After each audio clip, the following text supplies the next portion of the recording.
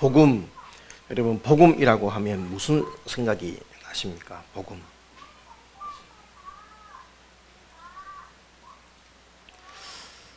복음. 제가 복음이라고 하면 옛날에 아무 철 모를 때 우리 누님 따라갔던 얄개전이라는 영화가 생각이 납니다. 아마 7080들께서는 기억합니다. 얄개전. 그래서 소설도 나왔고 영화도 나오고 했었는데, 그래서 그 고등학생들의 이야기죠. 학교에서 이제 연극 중에 그 기독교 스쿨인데 마태복음이라고 얘기하니까 명태볶음이라고 얘기했던 그 장면이 얄개전에서 있었던 생각이 납니다. 명태볶음이 아니고 오늘은 복음에 대해서 함께 살펴보기를 원합니다. 오늘 말씀의 제목, 복음의 능력을 믿으라. 복음의 능력을, 지난주 말씀의 제목은 뭘까요? 복음의 능력을 깨달으라 였습니다. 오늘은 믿으라 함께 살펴보기로 합니다. 우리 20세기 최고의 영성신학자 중에 한 명이라고 일컫는 유진 피터슨, 그분께서 껍데기 목회자는 가라라고 쓴 책이 있습니다. 여러분과 해당되는 책은 아니고 제게 해당되는 책입니다. 껍데기, 예, 돼지 껍데기가 생각이 나서 그런 것은 아닙니다. 제가 지금 목 상태가 좀 안 좋아서 그런 거니까 양해해 주시고, 껍데기 목회자는 가라라는 책에서 이런 말을 했습니다. 기독교 2000년의 역사 속에서 일어난 대부분의 신앙 부흥 운동은 평신도 계층에서 일어났다. 종종 기독교 신앙은 부패한 종교 지도자들에 대항하여 형성되고 개혁되었다. 소위 평신도라고 일컫는 사람들은 직업이나 신분이 종교인으로 분류되지 않는 하나님의 사람들이었다라고 그렇게 말을 했습니다. 다시 말해서 여러분, 이 복음의 능력을 통해서 변화와 능력을 경험한 사람들에 의해 이 종교는 변화되어 왔고 유지되어 왔다라고 해도 과언이 아니다라고 할 수가 있겠습니다. 여러분, 그 말은 무슨 말이냐 하면, 신앙이라는 것은 종교인인 척, 신앙인인 척 해서는 안 된다는 것입니다. 많은 사람들이 신앙생활을 마치 연기하는 것, 흉내내는 것이 신앙생활인 것처럼 오해할 때가 있습니다. 그래서 전에 우리 모 성도님이 올려줬던 찬양신동이라는 어린 아이의 찬양이 있었습니다. 단나감 기타 메고 찬양 인도하면서 할아버지도 할머니도 찬양하세요 그러면서 이렇게 막 열심히 기타 치면서 노래를 부르는 음감도 상당히 있었고 또 감각도 있는, 정말 찬양신동이라 해도 과언이 아니다 싶을 정도로 참 잘 인도하는 그런, 얼핏 봐도 한 3살 정도 돼 보는 어린아이였죠. 근데 참 잘 인도했습니다만은 과연 이 뜻을 알까? 이 깊은 뜻을 알고 하는 것일까? 아마 잘 모르긴 해도 그 교회의 찬양 인도자가 탁월한 인도자였겠죠. 흉내내는 것이겠죠. 물론 그것들조차도 그 아이의 삶 속에서 깊이 뿌리내려서 그의 신앙의 들이라고 저는 믿습니다만은, 그러나 적어도 그 나이 때는 아마 흉내내는 것이었습니다. 그런 것처럼 교회를 다닙니다. 예배를 드립니다. 그런데 여러분, 우리 어른들도 얼마든지 흉내낼 수 있습니다. 여러분, 교회 나와서 예배 드리는 것, 기도하는 것, 헌금하는 것, 여러분, 이 모든 것들 우리는 척하며 그렇게 할 수 있습니다. 여러분, 그러면서도 나도 모르게 그 속에 빠져들어갑니다. 그리고 자기도 모르게 내가 믿고 있는 양, 잘 믿고 있는 양 착각할 때가 있죠. 여러분, 이런 위험은 누구에게 가장 많냐 하면 소위 말하는 모태 신앙이라고 말하는 분들에게 참 많이 일어납니다. 그렇게 본다면 지금 우리 교회에는 우리 다음 세대, 우리 어린 아이들이 많이 있고, 우리 이 아이들에게 정말 이 복음에 대해서, 하나님에 대해서 잘 뿌리 내려줘야 된다라고 저는 생각을 합니다. 여러분, 소위 말하는 우리 아이들을 생각해 보면 됩니다. 모태신앙인들은 소위 말하는 엄마 뱃속에서부터 자신의 의지와 전혀 상관없이 교회를 다녔습니다. 눈을 뜨고 어느 날 문득 자아가 생긴 이후에 그는 이미 교회를 다니고 있었습니다. 그리고 난 다음에 어린아이들이 자라가면서 자아가 생기면 뭐가 생깁니까? 이제 내가 할 거야 라고 자기 의지가 생기고, 그러다가 고집을 부리기도 하고, 그래서 옛날에 유원철 전도사님의 우리 딸내미가 첫 딸이 있었습니다. 아영이라고 있었는데, 어느 날 집에 갔는데 엄청나게 우리 한 분이 사모님께 혼나고 있는 모습을 봤습니다. 주일날 주일학교 우리 9시 예배를 드렸잖아요. 주일학교 예배를 드리고, 우리는 이제 주일 예배 드리고 점심시간에 이렇게 좀 텀이 있고 해서 저녁 예배 전에 잠시 갔는데 엄청나게 혼이 나고 있었습니다. 이유인즉 우리 주일학교 선생님이 아영이가 헌금을 하지 않았다라고 그렇게 얘기를, 소위 말하는 고자질을 한 것이지요. 그래서 사모님은 분명히 헌금해라 하고 500원을 줬는데, 이 아영이는 500원이 너무너무 컸죠. 그 당시 500원 얼마나 커요. 그래서 이 500원은 뭔가를 하고 싶었는지 헌금을 하지 않았습니다. 엄청나게 혼나고 있었습니다. 또 우리 한 분이 사모님이 한번 혼내면 또 엄청나죠. 대단하게 혼을 냅니다. 여러분, 제가 그때 옆에서 지켜보면서 이 아이는 자신의 의지로 예수님을 믿는 것일까? 하여튼 그런 고민을 살짝 그러면서 혼나야지 하고 나도 지나갔습니다만 자신의 의지로 예수님 믿을까 아닐까. 여러분, 모태신앙 아이들은 대부분 그렇습니다. 나 자신의 의지와 상관없이 교회를 다니고, 어릴 적부터 교회를 떠나고 싶어도 떠날 수 없는 것이 자신의 운명인 것처럼 그렇게 살아가는 것이 그 아이들의 삶입니다.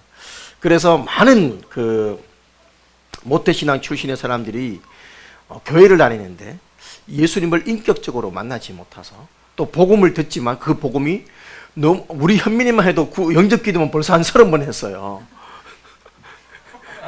영접 기도만 벌써 한 30번 했다고요.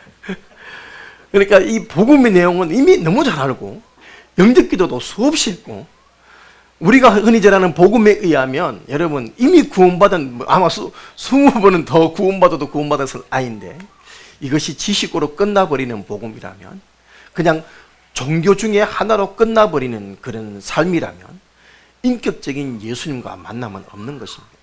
많은 경우에 제가 신학교 갔을 때 간증을 하는 우리 신학생들은 반드시 입학을 하면, 특히 다른 교단은 모르겠습니다만 우리 성서 침례교회는 입학을 하면 신학생들이 돌아가면서 구원 간증을 체플 때 하게 되어 있습니다.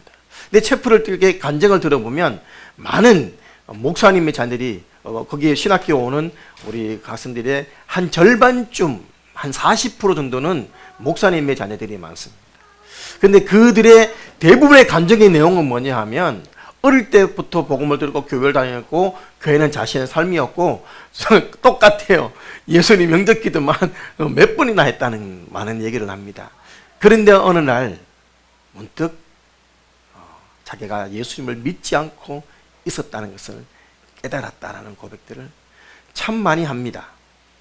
그리고 그 예수님과 인격적으로 만나고 난 다음에 자신이 그렇게 싫었던 성경 읽기, 그렇게 싫었던 예배, 마치 주일 예배 이후로는 교회 근처로만 가도 무슨 두드러기가 나는 것처럼 교회 근처도 가지 않았던 아이들이 자기 스스로 교회에 와서 학교 가면서 마치고 가면서 기도하고 가고, 또 교회를 섬기고 자원을 섬기는 그 모습들을 보면서, 여러분, 복음이 한 인생에 들어와서 그 사람을 변화시키는 그 능력이 무엇인지를 우리는 깨닫게 되는 것이지요.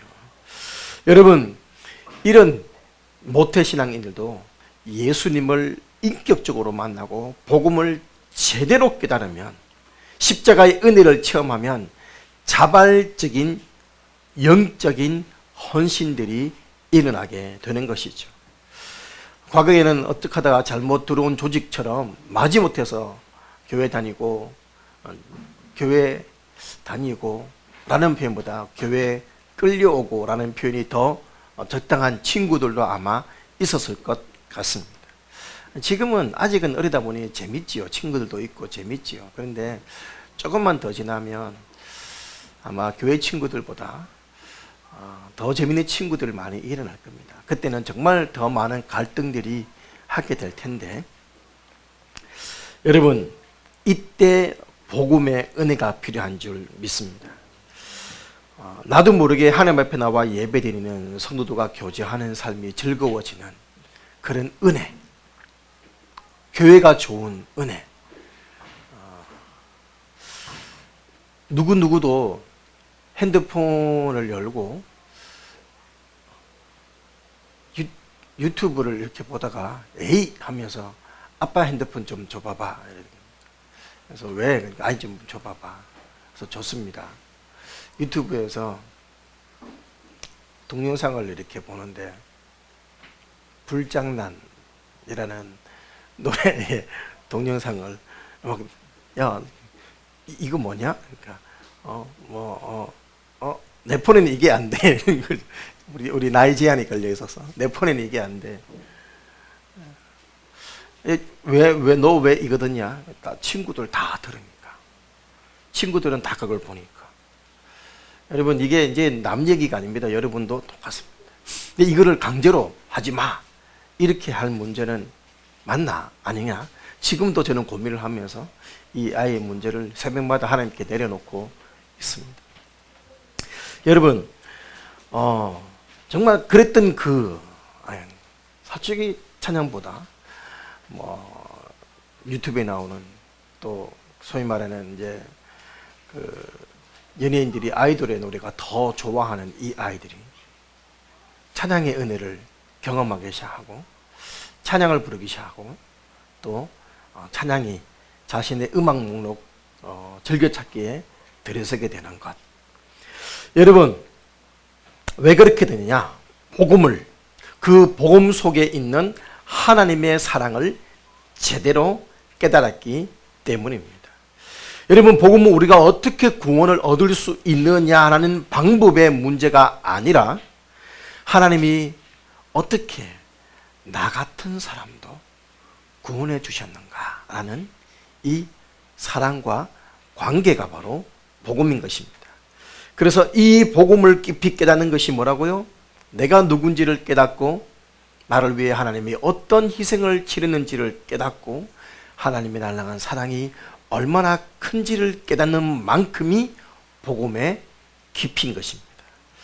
그래서 요한복음 3장 16절 하나님이 세상을 이처럼 사랑하사 이처럼 이처럼이란 단어가 내게 와닿을 때 그 복음은 살아 역사하는 것이지요. 여러분 그래서 복음 핵심이 뭐라고요? 사랑이라고 했습니다. 사랑. 하나님과 원수된 우리를 이처럼 사랑하셔서 먼저 찾아와서 우리를 향해서 손 내밀어 주신 사랑. 이처럼 사랑하사. 여러분 말씀을 준비하면서 이 복음을 우리가 잘 아는 미녀와 야수라는 동화를 생각하게 되었습니다. 미녀와 야수 아시죠? 20년 전에 그 애니메이션 보지 마시고 작년에 개봉되었던 이 영화를 보시기 바랍니다. Beauty and Beast. 미녀와 야수라고 번역하면 정말 어색한 영화죠. 작년에 개봉되었습니다. 똑같이 주전자도 나오고 멍석말이 멍멍이도 나오고 하는 그 영화가 개봉이 됐었는데 물론 장르만 보면 이게 약간 이제 판타지고 또 그러다 보니까 어떻게 보면 비기독교적인 영화라고 할 수는 있습니다만 또 어떻게 보면 여러분 이게 좀 또 와닿는 은혜가 있어요. 여러분 야수 여러분 이 야수도 저렇게 처음부터 저렇게 흉측하게 생긴 게 아니었죠. 그는 화려한 궁정의 아름다운 운정의 왕자였습니다. 너무나 잘생긴 얼굴을 가지고 살았던 시절이 있었습니다. 그런데 어떤 이유로 이 왕자와 왕궁에 이제 마법의 저주가 내리기 시작했죠. 그래서 그 궁전은 흉악한 곳이 되었고 또 그곳의 사람들은 다 집기가 되고 주전자가 되고 컵이 되고 뭐 이렇게 멍석마리가 되고 또 시계가 되고 하면서 그렇게 저주가 내립니다. 그리고 이 왕자는 저렇게 흉측한 야수가 되죠. 그러면서 그곳은 눈과 바람이 부는 어둡고 컴컴한 곳이 되었습니다. 짐승의 모형을 하고 뼈장리가 나오고 머리는 뿔이 달려 있고, 여러분 그러면서 어두운 창틀에서 햇빛을 보존하면서 그렇게 살아가는 나날, 그러던 이곳에 어느 날 누가 등장합니까? 한 소녀가 등장하죠. 미녀라고 말을 하는데 한 소녀가 등장합니다. 처음에는 동정이었는지 모르지만 이 야수를 향해 이 미녀는 관심을 가지기 시작합니다. 물론 처음에는 놀라고 무서워하고 경계하고 했지만, 그런데 어느 순간 상황이 달라집니다. 외모만큼이나 마음이 예뻤던 이 미녀가 여러분 온몸이 털로 뒤덮였고 어리렁거리고 침을 흘리는 야수에게 관심을 가지지 않았다면 어떻게 되었을까요? 왕자는 계속해서 야수를 것이고 그 궁전은 여전히 저주에 쌓여 있었을 것입니다. 여러분, 우리가 동화를 보면서 느낍니다만은 이 소녀가 여러분 야수에게 관심을 가지지 않고 그를 사랑해 주지 않는다고 해서 아무도 뭐라 할 수 없을 거예요. 그렇지 않나요? 뭐라 하면 안 되는 거예요, 그거는. 그런데 여러분, 근데 관심을 가집니다. 그리고 동정을 가집니다. 그리고 어느 순간 진심으로 사랑합니다. 여러분, 그런데 그 사랑이 이 야수의 모든 저주를 풀게 되었다는 것이지요. 여러분, 그런 생각해 본 적이 있습니까? 이 야수가 바로 저와 여러분이었다는 사실입니다. 누구도 바라보기를 꺼리는 추악한 모습의 사람들이 바로 저와 여러분이었습니다. 예수님께서 이런 저와 여러분을 바라보지 않았다 해도 누구도 탓할 수 없는 것입니다. 물론 우리도 처음부터 야수는 아니었습니다. 에덴에서 하나님과 아름다운 사랑과 아름다운 관계를 누렸던, 축복을 누렸던 행복의 사람들이었습니다. 그러나 어느 날 이 에덴에 저주가 내렸습니다. 왜요? 하나님을 떠났기 때문이었습니다. 하나님을 떠남으로 하나님과 관계가 깨어지고 불순종함으로 마음속에는 욕망과 저주와 또 분노와 싸움이 일어나게 되었습니다. 그리고 우리 내면에는 아주 흉측한 야수의 얼굴이 숨어 있게 되었습니다. 여러분도 이런 야수의 본능을 순간순간 느끼면서 놀라지 않습니까? 머릿속에 떠오르는 온갖 끔찍한 이 상상들을 여러분 문득 생각해 보면 정말 막 화가 나면 막 마음속으로 무슨 자기가 영화 주인공 된 것처럼 악당들을 막 무찌르는 그런 그 장면들을 막 혼내고 있는 장면들을 가끔 떠오르지 않습니까? 근데 생각해 보면 그래요. 야, 진짜 그렇게 맞아봐요. 얼마나 아프겠습니까, 그거. 그런데 그냥 우리는 그렇게 막 그냥 보복하고 싶고 복수하고 싶고 안급하고 싶은 마음으로 그런 끔찍한 생각들을 하는 거예요. 그런 뜻뿐만 아니라 여러분 남들이 보면 정말 부끄러울 은밀한 생각과 상상들과 여러분 이 모든 모습들을 누군가가 적나라하게 다 보고 있다면 차마 고개 들고 다닐 수 없을 정도의 여러분 그런 모습들이 바로 우리의 삶, 우리의 내면에는 숨어 있지 않습니까? 가슴속에 일어나는 수많은 분노, 계략, 속임수, 시기, 질투. 여러분, 위대한 사도 바울도 이런 자신의 모습을 부끄러워하며 고민을 했습니다. 내가 행하는 것은 알지 못하느니 곧 내가 원하는 것은 행하지 아니하고 도리어 미워하는 것을 행함이라. 여러분, 바로 우리와 여러분의 내면에도 그런 고민이 존재하지 않습니까? 야수의 본능이 가장 적나라하게 나타난 때가 언제였냐? 바로 예수님이 십자가에 못 박히실 때였습니다. 여러분, 자신의 권력을 유지하려고 죄 없는 예수님을 성난 군중에게 내어주면서 자신은 일에 책임이 없다고 손을 씻는 빌라도의 그 비정한 모습에서 우리는 여러분 이 야수의 본성을 보게 되는 것입니다. 예수님의 죽음을 통해 볼거리를 원했던 헤롯의 그 잔인함을 통하여서 우리는 이 야수의 잔인함을 보게 되는 것입니다. 골고다로 향하는 순간마다 피를 원했던 군병들과 성난 군중들의 모습들, 여러분 예수님을 책짓질하면서 그들은 그 잔인한 욕구를 채웠고 예수님의 얼굴에 침을 뱉으며 모욕을 주면서 그들은 자신보다 약한 사람들을 괴롭히는 그 쾌감을 즐겼습니다. 고통 가운데는 예수님을 외면하고 도망가는 제자들의 모습이 바로 야수의 모습이었던 저와 여러분의 모습들이었습니다. 그런 우리의 모습을 돌아보지 않는다고, 관심 가지 않는다고 예수님에게 누가 뭐라 할 수 있겠습니까? 그런 이런 야수의 흉측함을 가지고 있는 저와 여러분 위에, 삶 위에 예수 그리스도의 보혈이 흘렀습니다. 피가 강같이 흘러서 우리를 덮었습니다. 우리의 추악한 모습을 덮었습니다. 으르렁거리는 야수, 자신의 의지와 선택에서 아무런 가능성이 없었던 이 야수를 사랑과 연민으로 덮었던 미녀의 사랑처럼 그렇게 십자가의 피가 야수 같은 저와 여러분을 덮었을 때 우리는 모든 저주에서부터, 모든 죄악에서부터 여러분 값 없이 해방되는 은혜를 입게 된 줄 믿습니다. 그래서 하나님은 이것을 선물이라고 표현했습니다. 여러분, 죄로 인해서 영원히 멸망받을 수밖에 없던 저와 여러분을 하나님이 불쌍히 여기시고 긍휼히 베푸셔서 사랑하시고 인격적으로 대접해 주시기 위해 하나님의 아들 예수 그리스도를 십자가에 보배로운 피를 흘리시고 죽으셨다는 것이 복음의 핵심입니다. 그 십자가의 은혜가 오늘 저와 여러분을 이 자리에 있게 만든 줄 믿습니다. 그래서 제가 참 좋아하는 찬송 가운데 하나가 그 찬송이죠. 십자가 십자가 내가 처음 볼 때에 나의 마음의 큰 고통 사라져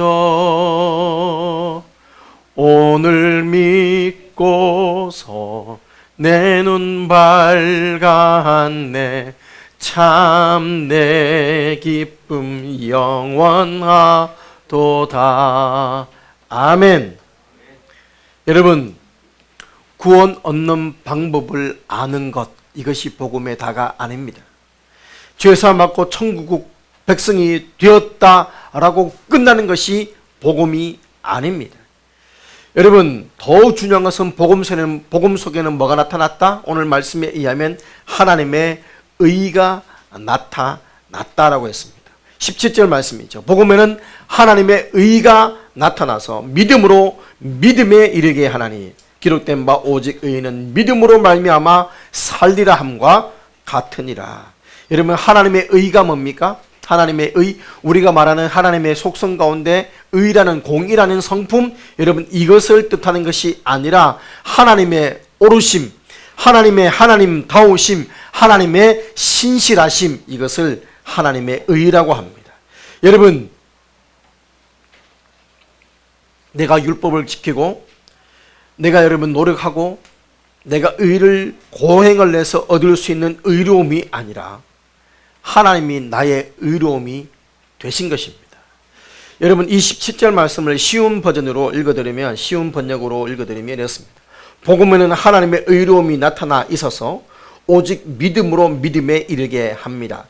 이것은 성경에 기록되기를 의인은 믿음으로 말미암아 살 것이다 라고 한 것과 같습니다. 여러분, 의라는 것은 법적인 용어이죠. 로마서에서 특별히 여러분 이 용어를 법적인 용어로 사용을 했습니다. 여러분, 하나님의 의가 나타났다는 얘기는 한마디로 이 말입니다. 당신은 죄인이 아닙니다, 이 말입니다. 저와 여러분은 더 이상 죄인이 아니라고 하나님이 선언하셨습니다. 여러분, 근데 여기서 끝나면 내가 이제 모든 저주 끝났구나, 내가 이제 모든 죄값 다 갚았구나, 내가 이제 더 이상 죄인이 아니구나, 여기서 끝나버리면 여러분, 복음의 기쁨은 누릴지언정 복음의 능력은 누리지 못하는 것입니다. 여러분, 이 무죄의 선언이 내가 정말 무죄해서 된 것이 아니라 전적으로 하나님의 은혜였고 예수님이 내 대신 죄값을 치러줬기 때문이라는 사실을 놓쳐버리면 안 되는 것입니다. 많은 사람들이 복음을 우리가 받은 죄값을 그저 예수님께서 대신 받으시고 우리가 예수를 믿음으로 구원받았다는 이 좁은 의미의 구원으로만 생각할 때가 많습니다. 그러다 보니 구원 이후의 삶, 구원 이후의 성도다운 삶, 오늘 우리가 특송에서 들었던 예수 그리스도 하나님의 자녀의 명예를 지키지 못하는 삶이 되고 말아버린 것입니다. 여러분, 한마디로 구원과 삶을 분리시킨 것이 이 법적인 구원 선포의 병폐인 것입니다. 그러다 보니 오늘날 이 복음에 대해서 비판을 합니다. 순수한 믿음으로 구원받는 이 복음을 비판을 하면서 나는 예수 믿고 의로워졌다, 할렐루야, 아멘 하면서 의인으로 칭함받고 끝나면 안 된다. 그러므로 의인다운 삶을 살아야 된다 하면서 예수 잘 믿지 않으면, 제대로 믿지 않으면 마치 구원을 잃어버린다라고 말을 하고 있는 사람들이 많아져 버린 것입니다. 왜 그러냐? 여러분, 구원 이후의 삶을 놓쳐버렸기 때문에 일어난 여러분 증상 가운데 하나입니다. 여러분, 하나님의 의는 죄인이었던 우리가 법적으로 의롭게 된 칭의 개념, 이것이 복음의 핵심이긴 합니다만 이것보다 더 깊은 의미가 있습니다. 그건 뭐냐? 관계적인 의미입니다. 하나님과 내가 이제 그냥 무죄가 선언되었다 이런 법적인 개념이 아니라 하나님과 내가 죄인이었던 내가 용서받았을 뿐만 아니라 하나님과 이제 뭐가 되었다? 아버지와 아들 관계가 되었다. 이것이 복음의 핵심입니다. 여러분, 내가 무죄가 선언됐어요. 그리고는 그냥 똑같이 내 자체가 죄 없어. 이제 나 무시하지 마. 나 이제 마음껏 돌아다닐 수 있어. 라고 돌아다니면서 여전히 이전과 똑같은 삶을 살아간다면 이것은 복음의 능력이라고 말하지 않는 것입니다. 여러분, 무죄 선언 받았던 내가 하나님의 자녀가 되고 하나님의 백성의 삶을 살아가는 것이 여러분 복음의 진정한 능력입니다. 내가 예수 믿어서 구원을 획득한 것, 얻은 것이 아니라 하나님의 아들 예수님을 십자가에 죽게 만들어서 저와 여러분을 살려주신 이 복음을 들으며 여러분 그 하나님의 은혜 앞에 내 마음을, 내 삶을, 내 모든 것들을 들을 때 여기에서 진정한 관계가 이루어지기 시작하는 것입니다. 여러분, 복음은 그냥 죄 용서로 끝나는 것이 아닙니다. 그것은 더 이상 자신을 변화시킬 수 없습니다. 우리가 복음을 받았지만 왜 영적인 변화를 경험하지 못하느냐? 하나님과 깊은 교제를 통해서 영혼이 자라나지 않기 때문인 것입니다. 영적인 변화는 하루아침에 뒤집어지는 것이 아닙니다. 여러분, 물론 구원받고 난 다음에 변화는 즉각적입니다. 삭개오처럼 또 예수를 만났던 수많은 사람들처럼 구원받고 난 다음에 그들은 즉각적으로 변화들이 이루어졌습니다. 마찬가지입니다. 그렇게 변화가 되어집니다. 예수님을 만나고 구원하는 것은 순간적으로 즉각적으로 이루어지게 되어 있습니다. 그러나 그 이후에 성장은 여러분 하루아침에 되는 것이 아니라는 것입니다. 하나님의 말씀을 통해 지속적인 관계가 여러분 되지 않을 때 어떻게 되는 줄 아십니까? 우리는 말씀의 실증을 느끼게 됩니다. 여러분, 이번에 수요 예배를 드리면서 우리 청년 형제의 간증이 참 와닿았습니다. 청년 형제가 집에 멍멍이가 한 마리 있는데, 멍멍이가 있습니다. 개를 키우는데 이 개가 이제 개를 사료를 줘서 사료를 먹었대요. 그런데 어느 날 이제 자기가 먹고 있는 맛있는 간식, 과일 같은 거를 조금씩 주다 보니까 너무 잘 먹어서 간식을 최근에 좀 줬더니만 사료를 안 먹는데요. 갖다 놔도 사료를 안 먹고 간식만 바라보고 있다는 거예요. 그래서 맛있는 거 주면, 달달한 거 주면 먹고 아니면 쳐다보지도 않고, 주식은 안 먹고 간식만 먹으려고 하는 거죠. 집에서 키우는 개 같은 경우는 개는 밖에 있어서 잘 모르겠습니다만 집에서 키우는 개들 같은 경우 사료 외에 우리가 먹는 음식을 주면 이 탈납니다. 병도 일어나고 뭐 피부병도 일어나고 뭐 그렇게 하더라고요. 그래서 저도 뭐 우리 누님이 개들을 키우면서 내가 자꾸 이제 과일 깎으면 막 달라고 이렇게 막 얼마나 눈망울 총알총알하게 보는지 또 차마 외면할 수 없어서 이렇게 먹던 거 딱 비주면 주지 말라고 하고 자꾸 어깨를 툭툭 때리고 병난다 병원 가야 된다 하면서 그렇더라고요. 그러니까 먹어야 될 주식을 안 먹고 간식만 바라보고 있는 거예요. 우리가 먹을 양식은 하늘나라의 생명 양식인데 생명 양식은 안 먹고 이제 입에 달달한 몸에 해로운 것만 입에 붙어가지고 그것만 바라보고 살아가는 인생의 대번인 것이죠.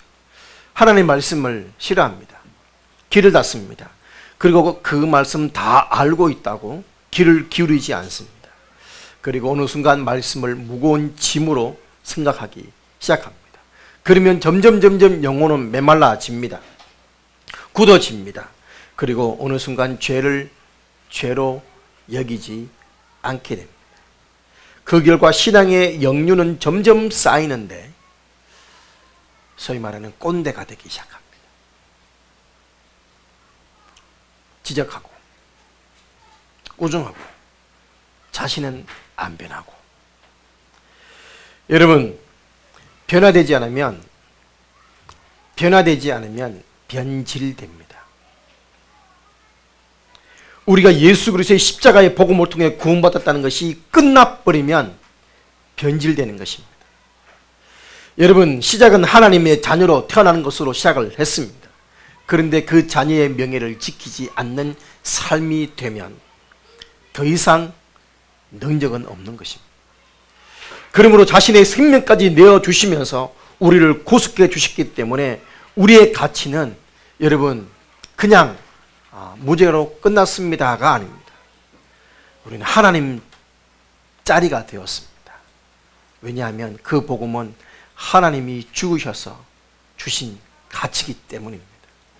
더 이상 올라갈 수도 없고 올라갈 필요도 없는 최고의 가치를 지닌 우리가 주님과 함께 교제하고 주님과 함께 동행하고 주님의 은혜를 누리며 살아가야 되는데 이 최고의 축복을 어느 순간 놓쳐버리게 된다면 우리는 너무너무 안타까운 모습이 되는 것이죠.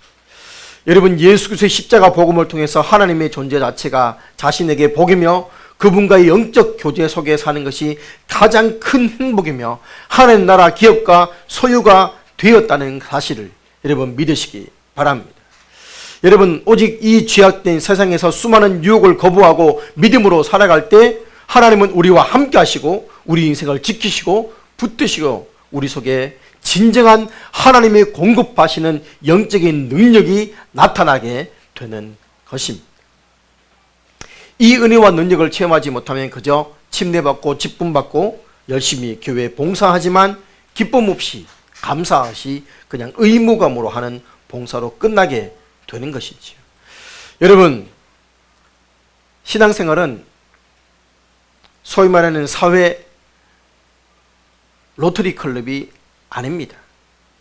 헬스클럽에 등록해서 필요할 때마다 참석하는 것처럼 예배당 출입하는 것이 신앙생활이 아닙니다. 종교 의식을 배우거나 교회 문화에 익숙해져 가는 것이 신앙생활이 아닙니다. 또 어떤 사람들은 하나님께 관계 때문에 두려움 때문에 교회를 다니는 분들도 있습니다. 여러분, 복음은 마음 수련이나 정서적 안정을 위해 갖는 것도 아닙니다. 예수가 나의 힘이고 생명이고 능력이 될 때 구원의 은혜와 영광을 회복하게 되는 것이지요. 여러분, 복음의 의가 나타난 결과가 무엇입니까? 오직 의는 믿음으로 말미암아 살리라 함과 같으니라 라고 했습니다. 여러분, 이 말씀은 여러분 바로 하박국 선지자가 했던 고백이죠. 600년 전에, 바울보다 600년 전에 복음을 진리를 깨달았던 하박국 선지자의 말씀을 인용한 것입니다. 하박국 2장 4절이죠. 보라, 그의 마음은 교만하며 그 속에 정직하지 못하나 의인은 그의 믿음으로 말미암아 살리라. 그의 마음은 교만하며 그 속에 정직하지 못하나 의인은 그의 믿음으로 말미암아 살리라. 여러분, 이 내용이 조금 우리가 로마서 말씀과 좀 생뚱맞아 보이긴 합니다만, 저를 봐주십시오. 조금은 어려울 수도 있고 그렇습니다만은, 하박국 선지자가 하나님께 질문을 하죠. 질문의 내용이 뭡니까? 왜 택한 백성을 내버려 두냐는 것입니다. 왜 택한 백성이 이렇게 강포하고 제약이 많은데 왜 우리를 회복시켜 주시지 않냐? 왜 그대로 내버려 두냐? 우리를 긍휼을 베풀어 달라고 기도를 했을 때 하나님이 대답은 무엇이었습니까? 더 강포하게 되고 더 강팍하게 되고, 그래서 그 강박한 이스라엘 백성을 누가? 갈대아 사람 바벨론을 통해서 심판하게 될 것이다 라는 내용이 오게 되지요. 그런데 그러면 어떻게 거룩한 하나님의 백성을 하나님 백성보다, 비록 하나님 백성이 죄를 짓고 살지만 더 악한 죄 많은 이 갈대아 사람 바벨론 사람을 통해서 하나님의 백성들을 심판할 수가 있습니까? 라고 할 때 하나님 주시는 말씀이 그것이죠. 바벨론은 바벨론인데도 하나님께서 의를 이루어서 심판받게 될 것을 말씀을 합니다. 그래서 그리고 그 이후에 그 심판 때문에 하나님의 백성은 어떻게 된다? 의를 회복하고 믿음을 회복하게 될 것에 대해서 말씀을 합니다. 그리고 그때는 더딜 것 같지만 반드시 임하게 된다. 곧 임하게 된다. 지체하지 않고 임하게 된다 라고 합니다. 여러분, 쉽게 말하면 이 말입니다. 지금 믿음을 지키며 살아간다는 것이 너무너무 힘들어요. 온통 세상에는 더 불의하고 불의한 사람들이 더 많은 거예요. 그리고 솔직하게 불의한 사람들이 훨씬 더 재미있게 사는 것처럼 보이고 더 신나 보이고, 예수 믿는 우리들은 정말 궁색해 보이고 막 이런 느낌이 막 드는 거예요. 그런데 그런 우상 숭배하던 자들은 결국 뭐한다? 심판받게 되고, 하나님의 정한 때 다 모든 것들이 다 하나님께서는 보응하신다. 이것이 하박국의 말씀이죠.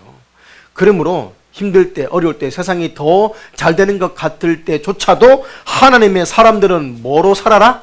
하나님을 바라보고 믿음으로 살아라. 반드시 하나님이 보상해 주신다. 이것이 하박국의 내용입니다. 지금도 마찬가지입니다. 하나님의 백성으로서, 하나님의 자녀로서 믿음을 지키며 살아간다는 것이 이 시대에 답답하고 힘들 수 있고 그렇습니다. 그러나 하나님은 거기에서 반드시 하나님의 의를 드러내 주시는 것입니다. 그러므로 믿음으로 구원받은 우리가 살아갈 길은 뭐밖에 없다? 믿음밖에 없다는 것입니다. 복음의 능력을 믿으며 살아가라는 것입니다. 여러분, 이 복음이 나를 마침내 회복하고 축복하며 하나님의 의를 이룰 때가 임하게 되니 지치지 말고 피곤해하지 말고 믿으며 지키며 나아가라는 것입니다. 아멘이십니까? 여러분, 저를 봐주십시오. 말씀을 이제 마무리할 때가 되었는데, 구원을 주시는 하나님의 능력이 복음인데, 그렇다고 해서 항상 우리가 능력 있는 삶을 살 수는 없습니다. 때로는 세상의 유혹에 넘어질 때가 있습니다. 실패할 때가 있습니다. 죄악의 자리에 서 있을 때도 발견하게 될 것입니다. 그러나 바로 그때 우리가 할 일은 무엇이다? 우리를 회복하시는 하나님의 은혜 앞에 다시 나오는 것입니다. 여러분, 너무나 많은 사람들이 하나님의 은혜로 구원받았음에도 불구하고 하나님을, 나를 향하는 그 하나님의 사랑을 잊어버리고 살아가는 경우가 얼마나 많은지 몰라요.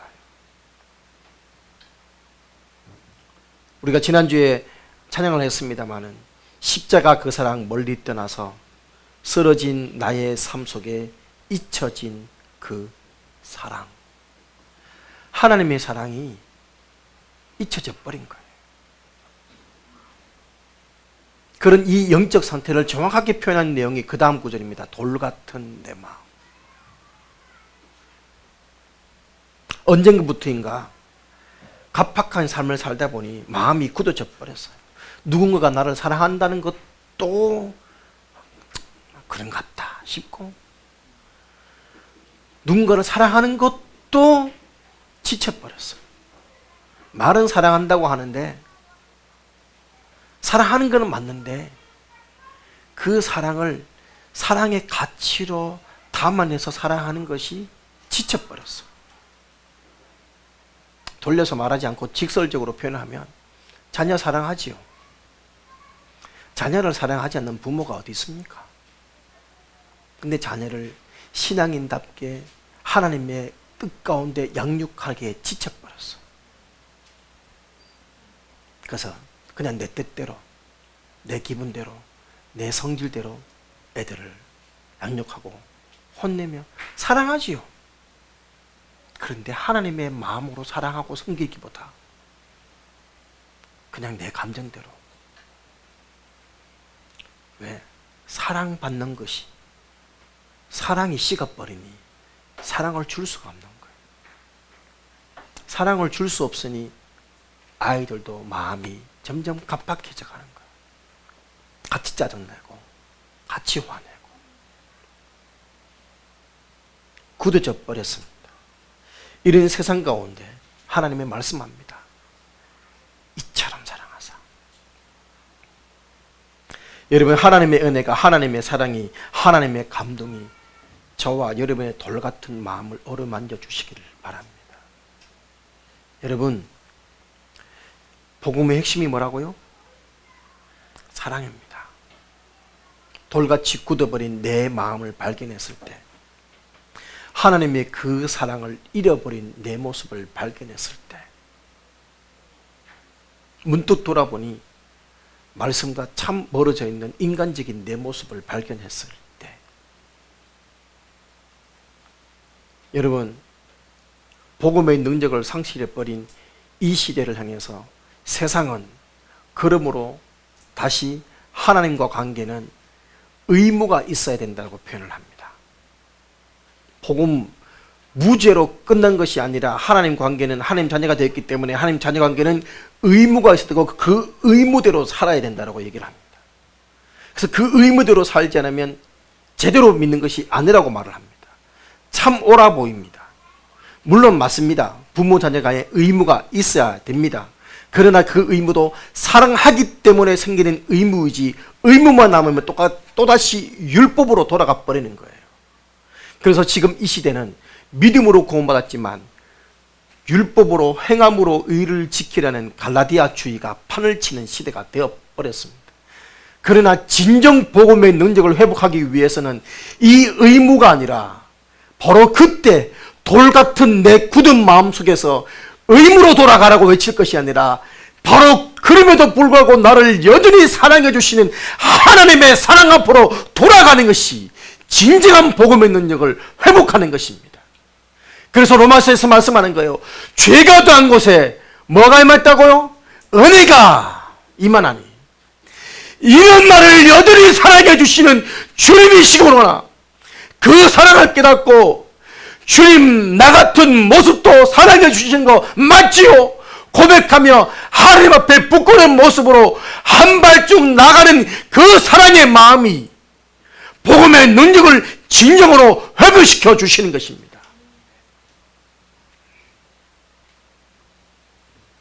복음의 능력을 믿으십시오. 그 사랑의 능력을 믿으십시오. 여전히 나를 사랑해 주시는 십자가 앞에 나오십시오. 그럴 때 우리는 하나님의 복음의 능력을 회복하고 누리는 제대로 믿음의 삶을 살게 될 줄 믿습니다. 마지막으로 복음 성경 구절 한 구절 읽어드리겠습니다. 시편 73편 28절입니다. 하나님께 가까이함이 내게 복이라. 내가 주 여호와를 나의 피난처로 삼아 주의 모든 행적을 전파하리이다. 사랑하는 여러분, 복음은 구원을 주시는 하나님의 능력입니다. 그리고 복음은 오직 믿음으로 살게 만드는 능력이 있음을 믿으시기 바랍니다. 찬양하시겠습니다.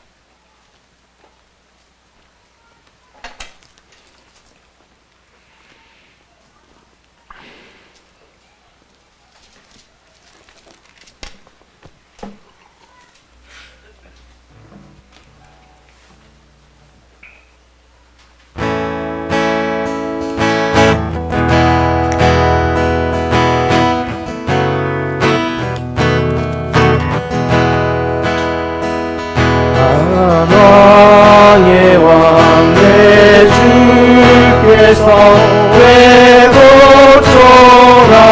초라했나. 이 벌레 같은 날 위에 그 모여를 연대. 십자가 내가 처음 볼 때에 나의 맘에 큰 고통 사라져. 오늘 믿고서 내는 밝았네. 참 내 기쁨 영원하도다. 그 십자가 못 박힘은 속 죄함 아닌가. 그 긍휼함 같은 은혜 말할 수 없도다. 십자가 내가 처음 볼 때에 나의 맘에 큰 고통 사라져. 오늘 믿고서 내 눈 밝았네. 참 내 기쁨 영원하도다. 누르라도 은혜 다 갚을 수 없네. 주님께 목 맞춰서 주의 이름 쓰리. 십자가 내가 처음 볼 때에 나의 맘에 큰 고통 사라져. 오늘 믿고서 내 눈 밝았네. 참 내 기쁨 영원하도다. 십자가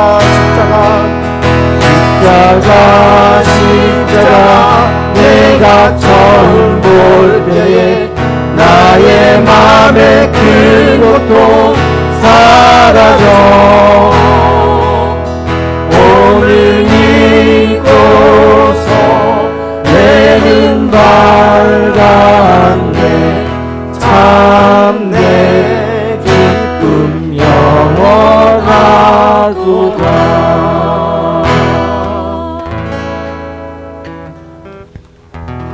아멘. 사랑하는 여러분, 오늘 말씀 앞에서 다시 한번 예수님의 그 복음의 능력을 회복하는 우리들의 삶이 되었으면 좋겠습니다. 모든 죄 용서받았습니다. 천국 가는 티켓으로 끝나버리는 복음이 아니라 이 힘들고 어려운 세상을 살아가면서 여전히 나를 믿음으로 살게 만드는 능력이 있는 복음, 여전히 나를 하나님 앞에 다시 나오게 만드는 복음, 나를 회복시켜 주시는 그 능력의 복음이 될 수 있도록 이 시간 우리의 돌같이 굳어버린 내 마음, 잃어버린 하나님의 사랑, 그럼에도 불구하고 여전히 나를 사랑하시는 하나님 앞에 나아가 죄가 된 곳에 은혜가 임하게 하시는 그 하나님의 사랑 앞에 나가게 해달라고, 하나님을 가까이 하는 것이 내게 복이라고 고백하는 말씀처럼 하나님께 더 가까이 나가는 삶들이 설계되게 하고 되게 해달라고 오늘 말씀 붙드시고 감사하며 우리 기도하는 시간을 가지겠습니다. 살아계신 아버지 감사합니다. 하나님의 은혜 앞에 오늘도 아버지 나아갑니다. 아버지, 주님이 당신의 도우심 없이는 아버지 귀한 믿음의 삶들을 살 수 없음을 이 시간 고백합니다. 아버지, 하나님 십자가의 능력을 믿었습니다. 아버지, 멀어져 버린 주님과의 관계를 회복시켜 주시면서 어느 순간 똑같이 굳어버렸던 아버지 하나님의 어떤 하나님의 그 사랑을 아버지 발견하게 되는데, 아버지 나를 생각하시는 죄가 나는 선생님 은혜가 임하게 하시는 사랑 앞에 오늘도 여전히 믿음으로 서게 해주신 것을 감사합니다. 내 모든 죄를 도말해 주신, 내 모든 죄를 용서해 주신 그 하나님의 은혜를 믿는 믿음, 이 부끄러운 나를 여전히 사랑해 주시는 그 하나님 앞에 나가며 나를 보내주시는 것을 믿는 믿음, 그러므로 하나님을 멀리하지 아니하고 이 그럼에도 불구하고 하나님 앞에 나아갈 수 있게 만들어주시는 이 복음의 능력 앞에 오늘도 설 수 있게 도와주시옵소서. 하나님을 멀리하는 자들이란 그럼에도 불구하고 하나님 앞에 설 수 있게 만들어주시는 이 은혜의 복음 앞에 내가 서기를 소망합니다. 의무만 남아버린 아버지 율법이 아니라 아버지 하나님 앞에 다시금 돌아보며 아버지 긍휼을 회복하며 말씀을 회복하며 아버지 나가도록 믿음의 사는 싸움을 싸우며 그 사랑 앞에 아버지 설 수 있도록 도와주시옵소서. 하나님의 그 큰 사랑 앞에 아버지 버린 이 심령 어루만져 주시는 하나님의 은혜를 경험하게 도와주시옵소서. 발견하게 나를 사랑해 주시옵소서. 하나님의 아버지 발견하게 도와주시옵소서. 은혜를 깨닫게 도와주시옵소서. 아버지, 이 복음의 능력으로, 이 주님의 십자가의 사랑으로 아버지 내 사랑하는 자녀들이, 우리 사랑하는 식구들이 더 주님을 하고 인격적인 아주와의 만남을 회복할 수 있도록 주님 은혜를 허락해 주시고 주님의 그 큰 사랑 앞에 아버지 우리 십년 우리 모두 깨어지게 도와주시옵소서. 다시 한번 소망합니다. 사랑하는 우리 다음 세대 우리 아이들 하나님과 인격적인 만남 가운데 복음의 능력 앞에 나올 수 있도록 도와주시고 역사해 주시옵소서. 감사합니다. 살아계신 아버지 하나님, 바로 구원받는 능력을 주신 복음 아버지, 그리고 나를 하나님 앞에 다시 세우게 만드는, 믿음으로 살게 만드는 복음, 이 복음의 능력을 깨닫고 믿는 우리의 삶이 되게 하옵소서. 예수님의 이름으로 기도합니다. 아멘.